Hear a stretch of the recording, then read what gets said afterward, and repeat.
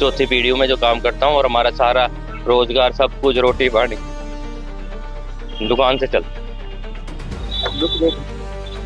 बिल्कुल हमारा कुछ नहीं बचा। बाजार का खर्च कैसे उतारेंगे, ये सरकार से ही हाथ जोड़ के विनती है कि अगर वो हमारी मदद करेगी तो हम कुछ कर पाएंगे, नहीं तो हमारे पास तो एक ही चारा है, जान देने का। तबाही का ये मंजर रोहतक के ओसडी पार्क मार्केट का है, जहां मंगलवार दोपहर को लगी आग ने पूरे बाजार को खंडहर में तब्दील कर दिया। जहां कभी ग्राहकों की चहल पहल रहती थी, आज वहां चारों तरफ जले हुए सामान के अवशेष बिखरे पड़े हैं। शोरूम मालिकों का आपबीती बताते हुए दिल भर आया। उनका कहना है कि जिस दुकान को वह अपनी मां समान समझते थे, वो उनकी आंखों के सामने उजड़ गया और वह बेबस रहकर कुछ कर नहीं पाए। आग इतनी भयानक रूप ले चुकी थी कि चारों तरफ कोहराम मचा हुआ था। शोरूम मालिकों का कहना है कि यहीं से उनका परिवार और उनके साथ काम करने वालों का परिवार चलता था। इसी व्यवसाय के साथ उन्होंने अपने परिवार और अपने लिए काफी सपने देखे थे, लेकिन अब सब कुछ बर्बाद हो गया। प्रभावित दुकानदारों ने सरकार से गुहार लगाई है कि जो करोड़ों रुपए का उन्हें नुकसान हुआ, उसकी भरपाई के लिए मुआवजा दे, ताकि वह दोबारा से अपना जीवन शुरू कर सके,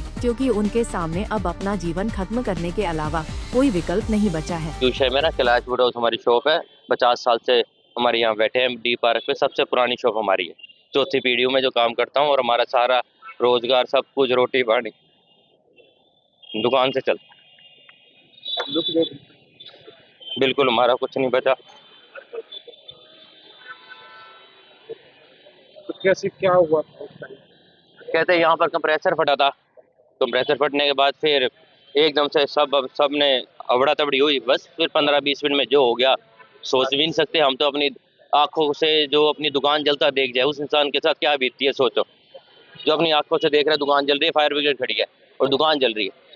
बस हमारे साथ वही हुआ जो अब सपने में भी नहीं सोच सकता, वो हुआ हमारे साथ। हम अपनी मतलब सारी उम्र की कमाई जलते देख रहे। सब बर्बाद हो गया। जमीन पे आ गई। करोड़ों रुपए का नुकसान है, करोड़ों। कैसे घर चलेगा? कम से कम ये 10 दुकानों से 50 बंदों का घर चलता है। इतने वर्कर है और सबको यही खानदान, उनको भी रोटी खानी है। कैसे चलेगा? हमारा तो किसी को है ही नहीं। यही है, रोज कमाते थे, रोज खाते थे, यही था हमारा। तो इतना लोन है सबके ऊपर, सामने सारा आंखों के आगे हुआ, देखते ही रह गए हम। तो लोग चले गए। देखो हम तो कहते हैं कि कम से कम सरकार उनको सरकारी नौकरी दे। जो बस सबसे हम क्या कह सकते हैं, जो सरकारी नौकरी कम से कम देनी चाहिए उनको। मरने वालों में कौन? 3 बंदे बताए जा रहे हैं। बैंक से क्या थे? वो एक तो ओनर था और 2 स्टाफ थे। ऑनर क्या? ओनर का लड़का था, नाम सौरभ था। एक सौरभ खुराना था, एक अमन था। चाहे दो एक दुकान से बताया यादव था, एक सौरभ खुराना था और एक कपिल बागड़ी थे। जो कपिल थे वो 50 उम्र के थे, जो 20 साल से लगातार रोहतक शू कंपनी पे काम कर रहे थे। हमने अपने साथियों को अपने सामने जलते हुए देखा है और आप देख सकते हैं पीछे राख के अलावा कुछ नहीं बचा है।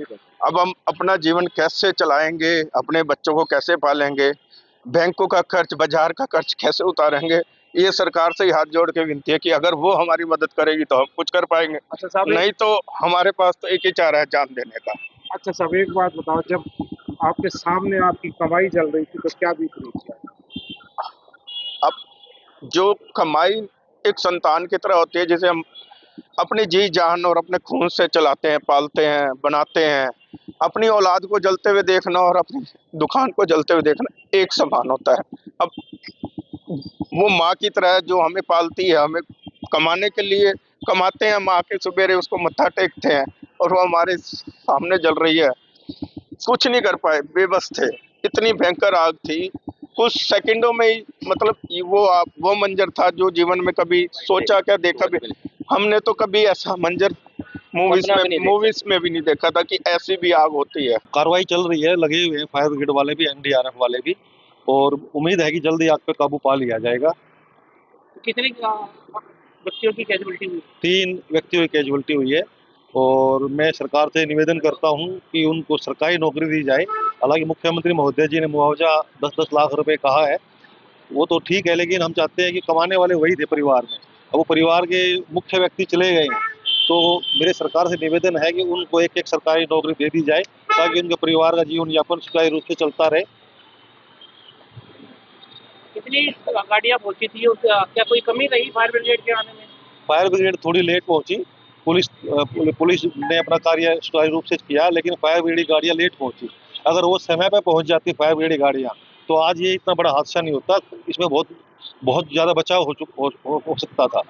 तीनों की पहचान हो चुकी है? हाँ, तीनों शवों की पहचान हो चुकी है, सभी को सौंप दिए गए हैं। एक जो खुराना साहब हैं, उनके पुत्र की आज 11:30 बजे गोहाना अड्डा में संस्कार है। बता दें कि मंगलवार को जो अग्निकांड की घटना हुई उसमें 3 लोगों की मौत भी हुई है। दुकानदारों का आरोप है कि समय रहते फायर ब्रिगेड की गाड़ियां नहीं पहुंची, इसलिए इतना ज्यादा नुकसान हुआ। अब प्रभावितों ने सरकार से पर्याप्त मुआवजे की मांग की है। फिलहाल सीएम सैनी ने 10-10 लाख रुपए मुआवजे के तौर पर देने की घोषणा की है। हालांकि जो हताहत हुए हैं उनके लिए सरकारी नौकरी की मांग की गई है, जिस पर सरकार की ओर से फिलहाल कोई प्रतिक्रिया नहीं आई है। रोहतक से दीपक भारद्वाज, पंजाब केसरी टीवी। हमसे जुड़े रहने के लिए हमारे YouTube चैनल को सब्सक्राइब करें और नई वीडियो की नोटिफिकेशन के लिए बेल आइकॉन को दबाएं। अगर आप ये वीडियो Facebook पर देख रहे हैं तो लाइक जरूर करें और ज्यादा से ज्यादा शेयर करें। धन्यवाद।